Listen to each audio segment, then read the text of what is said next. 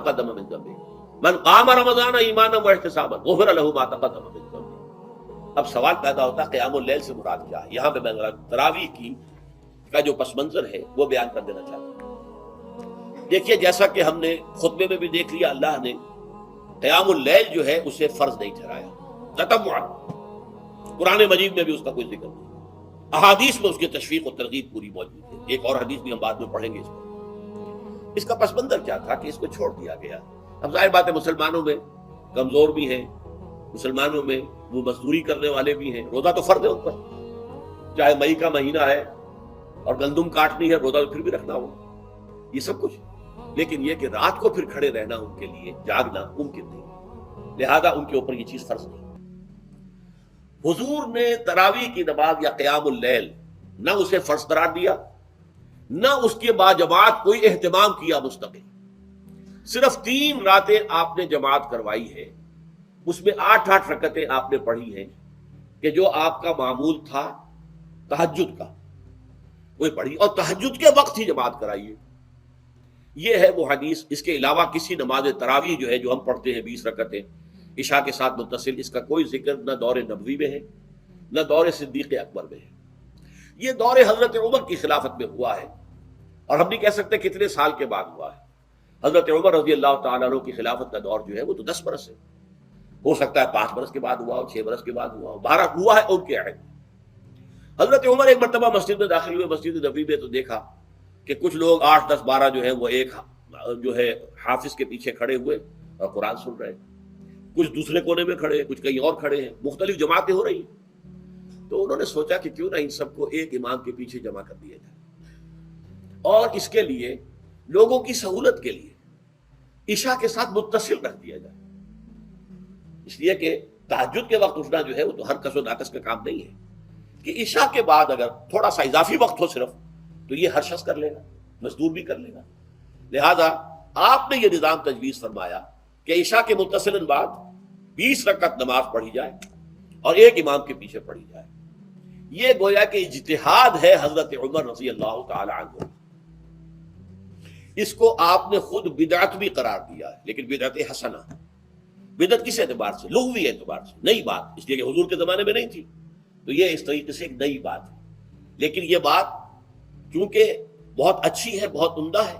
آپ جب یہ نظام چل پڑا تو ایک دن مسجد میں آئے، دیکھا کہ بڑی بھری مسجد ہے، صحابہ کھڑے ہیں اور ایک امام کے پیچھے قرآن سن رہے ہیں۔ آپ نے فرمایا نعم البدعۃ ھذہ، یہ جو ہم نے نئی بات شروع کی ہے یہ بہت اچھی ہے، بہت عمدہ ہے۔ اب یہاں سے فرق واقع ہو گیا ہے۔ ایک تو اہل تشیع جو ہے وہ تو ویسے ہی حضرت عمر سے بہت دشمنی رکھتے ہیں، عناد رکھتے ہیں، تو حضرت عمر کے اجتہادات سے انہیں نفرت ہے، انہیں دوری ہے، چاہے وہ کوئی سا بھی حضرت عمر کا اجتہاد ہو۔ ہمارے ہاں اہل حدیث حضرات بھی در حقیقت حضرت عمر یا کسی اور خلیفہ راشد کے فعل کو وہ سمجھتے ہیں کہ یہ ایگزیکٹو آرڈرز ہیں، یہ ہمیشہ کے لیے نہیں ہے۔ حضرت عمر نے اپنے دور میں ایک نظام قائم کیا، ان کے دور کے لیے ٹھیک تھا، یہ ہمیشہ کے لیے نہیں۔ ہمیشہ کے لیے وہ 8 ہی رکعتوں کے قائل ہیں، وہ تہجد والے، لیکن اس میں بہرحال انہوں نے بھی خود یہ اضافہ کیا ہے کہ وہ 8 رکعتیں وہ عشاء کے ساتھ متصل پڑھتے ہیں، تہجد کے وقت تو نہیں پڑھتے۔ اور حضور نے تو صرف 3 روز جو ہے وہ کرائی تھی جماعت، وہ لوگ 30 دن یا 29 دن پڑھ رہے ہیں، تو اضافہ تو انہوں نے بھی کر دیا، تو نظام میں تبدیلی تو ہو گئی۔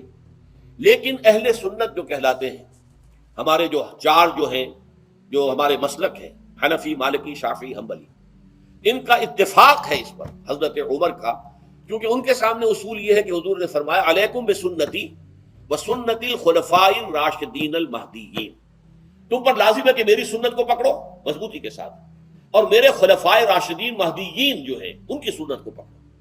اس اصول سے یہ 4 فقہ جو ہیں حضرت عمر کے اجتہادات جو ہیں ان کو بھی پابندی سمجھتے ہیں کہ تمام عمر کے لیے، قیامت تک کے لیے امت مسلمہ پر ان کی پیروی لازم ہے، لہذا اس میں اجماع ہے۔ اور یہاں تک کہ یہ سب سے آخری جو اس میں مسلک پیدا ہوا ہے زمانی اعتبار سے، سب سے پہلے مسلک جو ہے حنفی پیدا ہوا ہے، پھر مالکی پیدا ہوا ہے، پھر شافعی پیدا ہوا ہے، اور پھر حنبلی آخری ہے۔ اور امام احمد ابن حنبل بہت بڑے محدث بھی ہیں، مسند احمد ابن حنبل جو ہے وہ بہت بڑی کتاب ہے، بہت اہم کتاب ہے، جامع کتاب ہے، تو ان کے ہاں بھی 20 رکعتیں ہیں۔ چنانچہ حرمین شریفین میں، سعودی عرب میں، مکے اور مدینہ منورہ میں جو نماز تراویح ہوتی ہے اس کی 20 رکعتیں ہیں، لیکن اہل حدیث حضرات جو ہے وہ اس 8 کے اوپر اکتفا کرتے ہیں. بہرحال یہ ایک اختلاف ہے جو میں نے اس کا پس منظر بیان کر دیا. لیکن اس 20 رکعت نماز سے ادا کرنے سے جو کہ زیادہ سے زیادہ 50 منٹ یا 1 گھنٹہ لگتا ہے، اس سے وہ قیام اللیل کا حق ادا نہیں ہوتا. قیام اللیل کا تو کچھ اور ہی تقاضا ہے. قیام کسے کہتے ہیں؟ یہ سورہ مزمل سے واضح ہوتا ہے. یا ایھا المزمل قم اللیل الا قلیلا نصفہ او انقص منہ قلیلا او زد علیہ ورتل القرآن ترتیلا. آدھی رات یا آدھی رات سے کچھ کم، یعنی تہائی رات یا آدھی رات سے کچھ زائد، 2/3 رات، یہ ہے قیام اللیل. چنانچہ سورہ مزمل ہی کی آخری آیت جو دوسرا رکوع مشتمل ہے جس پر، اس میں صاف کہہ دیا گیا ان ربک یعلم انک تقوم ادنی من ثلثی اللیل ونصفہ وثلثہ وطائفۃ من الذین معک. اے اللہ کے نبی، اللہ خوب واقف ہے کہ آپ بھی اور آپ کے ساتھ ایک جماعت بھی رات کو کھڑی رہتی ہے، 2/3 رات یا آدھی رات یا 1/3 رات. تو یہ سارا معاملہ جو ہے قیام اللیل کا، گویا کہ کم سے کم 1/3 رات پر اس کا اطلاق ہو سکے گا، یہ نہیں کہ 1 گھنٹے. اب اس کے ضمن میں دیکھیے حدیث پڑھیے، تیسری حدیث ہے عن عبداللہ ابن عمرو بن العاص رضی اللہ تعالی عنہ. یہ وہی عبداللہ ابن عمرو ہے جن کی میں نے آپ کو حدیث پہلے سنائی ہے. یہ ساری رات کھڑے رہتے تھے، پوری رات، اور ہر روز روزہ رکھتے تھے، جس پر حضور نے منع کیا، لا تفعل، مت کرو ایسا. رضی اللہ عنہما، یہ خود بھی صحابی ہیں اور ان کے والد عمرو بن العاص بھی صحابی ہیں. ان رسول اللہ صلی اللہ علیہ وسلم قال، کہ اللہ کے رسول صلی اللہ علیہ وسلم نے فرمایا الصیام والقرآن یشفعان للعبد. روزہ اور قرآن بندے کے حق میں شفاعت کریں گے.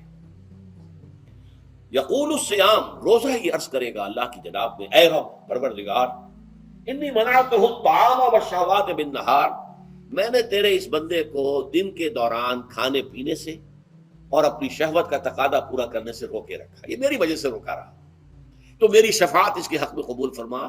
فشفعنی فیہ، میری شفاعت اس کے حق میں قبول فرما. وَيَقُولُ القرآن، قرآن کیا کہے گا؟ مَنَعْتُهُ النَّوْمَ بِاللَّيْلِ، میں نے اسے رات کے وقت سونے سے، نیند سے روکے رکھا. فشفعنی فیہ، تو اس کے حق میں میری شفاعت قبول فرما. حضور فرماتے ہیں فیشفعان، ان دونوں کی شفاعت قبول کی جائے گی. یہ ہے قیام اللیل. یہ قیام اللیل صرف تراویح کی نماز سے جو پڑھ لی جاتی ہے، اور ہمارے ہاں تو یہ ہے، وہاں کم سے کم یہ تو تھا، صحابہ کرام کھڑے ہوتے تھے تو جو قاری پڑھ رہا ہوتا تھا وہ ان کے دل میں اترتا جاتا تھا، اس کا مضمون اور مفہوم جو ہے ان کو معلوم ہے، لہذا وہ اس کی زبان سے نکلا ہوا ہر لفظ ان کے قلب کی گہرائیوں تک اتر رہا ہے. یہاں تو یہ ہے پیرٹ لائک حافظ ہے، اسے خود پتہ نہیں میں کیا پڑھ رہا ہوں. اکثر حفاظ جو ہیں وہ عالم تو نہیں ہوتے، اور جو سن رہے ہیں انہیں کچھ پتہ نہیں ہم نے کیا سنا ہے. تو ٹھیک ہے، کم سے کم ثواب تو انہیں ملے گا کہ انہوں نے وقت نکالا ہے، 1 گھنٹہ ہی اضافی صحیح، لیکن بہرحال اس کا وقت تو انہوں نے نکالا ہے، محنت کی ہے، کھڑے رہے ہیں، ثواب ملے گا. لیکن جو مقصد ہے وہ حاصل نہیں ہوتا. اس مقصد کے حصول کے لیے اول تو قیام اللیل کی کم سے کم مدت 1/3. اگر کوئی شخص فرض کیجئے کہ اس کے ہاں کوئی اور انتظام نہیں ہے، جیسا کہ ہمارے ہاں ہم نے انتظام کیا ہے بڑے بڑے شہروں میں دورہ ترجمہ قرآن، اس میں ہمیں 5 گھنٹے لگ جاتے ہیں، نصف شب کے قریب ترین جو ہے معاملہ ہو جاتا ہے. اس میں کیا ہوتا ہے کہ ہر 4 رکعت سے پہلے جو اس کے اندر پڑھا جانا ہے حصہ قرآن کا، اس کا پہلے ہم مطالعہ کرتے ہیں بیٹھ کر، ترجمہ اور کچھ موٹے موٹے نکات کی جو ہے وضاحت. پھر کھڑے ہو گئے اور قاری صاحب کے پیچھے 4 رکعتوں کے اندر وہ 4 رکوع یا جتنے بھی ہیں پڑھ لی، سن لی، پھر بیٹھ گئے. 4 کے بعد پھر اگلی 4 رکعتوں کے اندر جو کچھ پڑھا جانے والا ہے اس کا ترجمہ، اس کی تفہیم ہو گئی، پھر کھڑے ہو گئے، پھر سن لیا. اس طریقے سے 5-6 گھنٹے میں تراویح ختم ہوئی.